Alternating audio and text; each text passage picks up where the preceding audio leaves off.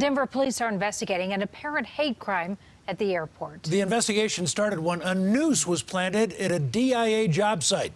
CBS 4 investigator Brian Moss is there tonight. And Brian, you learned the noose prompted a big airport construction job to shut down.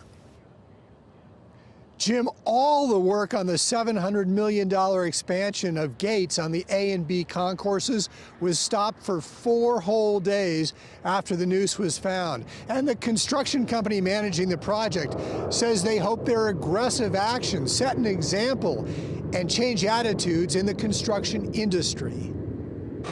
This has been the status quo on construction sites for too long. Scott Bustos is the general manager for Turner Construction in Denver, which is managing the airport's gate expansion. But we learned in late October, a hangman's noose that looked like this, a symbol of hate, was found hanging in a temporary stairwell on the airport construction site. There was intent. There was clear intent with what they've done. It was deliberate.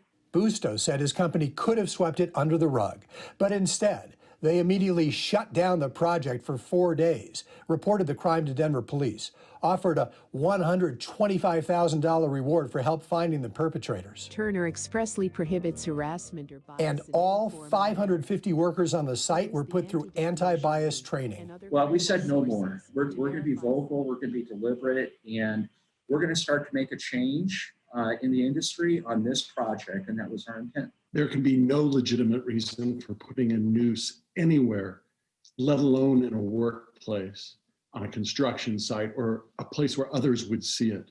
A noose is an act of intimidation and harassment. And for people of color, it even has special meaning. Scott Levin with the Anti-Defamation League said the DIA incident is part of a larger wave of an increase in hate crimes in Colorado and across the country. A rise in hate crimes has occurred because I think the entire country is in a place of division, and it's left open space for those that have the most hateful beliefs. No arrests have been made, but Turner Construction says as the investigation cranked up, a small group of subcontracted workers left the job, and they are suspected of being responsible. Policy is defined by words. A culture is defined by actions.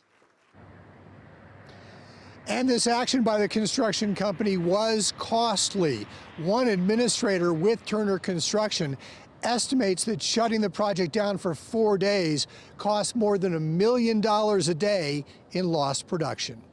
Reporting live from DIA, I'm Brian Moss, covering Colorado First. Brian, thank you.